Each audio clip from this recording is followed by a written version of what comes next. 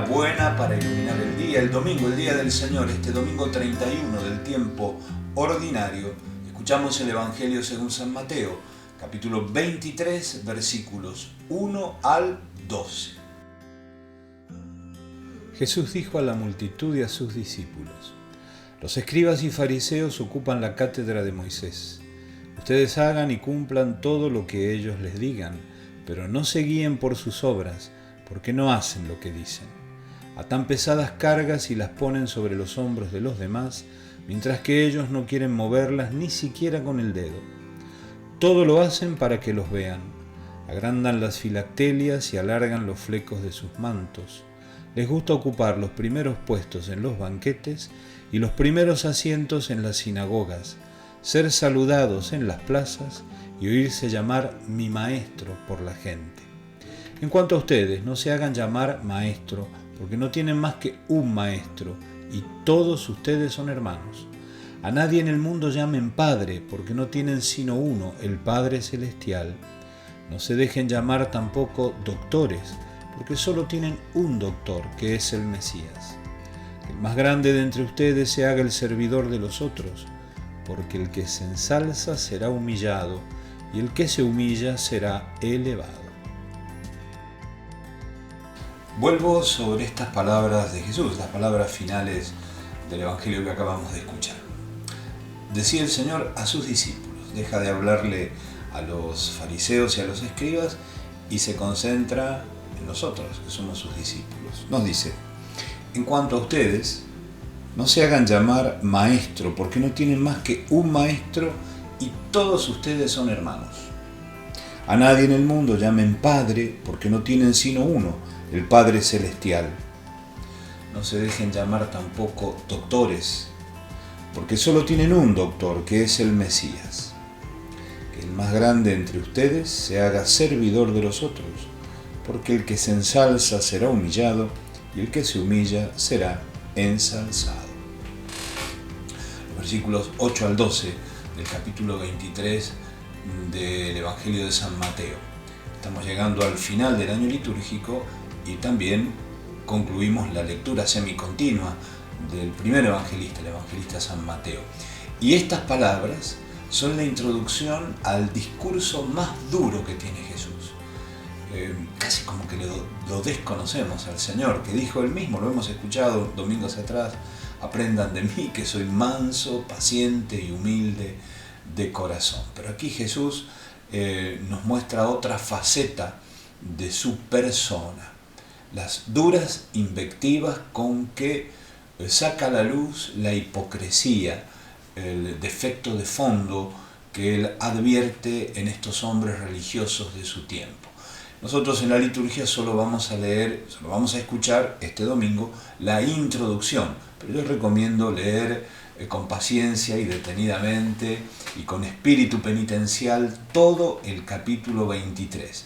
A lo largo de estos domingos hemos ido siguiendo las controversias, los enfrentamientos que Jesús ha tenido con sus distintos adversarios, ¿no? Los saduceos, los escribas, los discípulos de los escribas, nuevamente con los saduceos. Ese enfrentamiento llega a su punto culminante en este capítulo 23, donde ya no son los adversarios los que le plantean trampas o preguntas capciosas a Jesús, sino que es Él el que se planta frente a ellos y los trata, entre otras cosas, de sepulcros blanqueados. La acusación de fondo es esto que ya señalé antes, la hipocresía. Ofrecer a los demás una aparente actitud de rectitud o de piedad religiosa, y más profundamente, servirse de la religión para autopromoción, para provecho personal. ¿Por qué esto es grave? Porque porque directamente atenta contra el segundo mandamiento de la ley: no tomar el nombre de Dios en vano. Porque no es solamente verbalmente que yo puedo tomar el nombre de Dios en vano, es con mi conducta, con mi actitud, ofrecer una apariencia de una vida religiosa recta para usar de esa apariencia para provecho personal. El Papa Francisco, apelando a la frase, a la reflexión de un importante teólogo del siglo pasado, Henri de Lubac, él habla muchas veces de la mundanidad espiritual, un vicio, un pecado que nos afecta especialmente a los hombres y mujeres religiosos y de manera muy especial a quienes hemos hecho de nuestra vida un servicio a la palabra de Dios, a los pastores, los sacerdotes, los obispos, ¿no? Porque esta crítica de Jesús a los fariseos y a sus discípulos, a los escribas, sí, vale para ellos hace 2000 años, pero la escuchamos hoy porque está dirigida a nosotros. Pero Jesús no se queda solo en la crítica. Si lo hiciera, podríamos decir, es un criticón más, ¿no? Esa gente que siempre está en la vereda de enfrente, como hemos dicho otras veces, con el dedo acusatorio, alternando una posición de juez o de víctima, pero siempre acusando a los demás. Jesús hace algo mucho más decisivo y fructífero. Nos indica el remedio. Y son precisamente, el remedio está en estas palabras, en la actitud que estas palabras que evocábamos recién, el Señor quiere inculcarnos. Vivir en la fraternidad, reconocernos que podemos tener diferentes misiones, funciones en la iglesia, ¿no? Soy el obispo, pero en definitiva somos todos hermanos.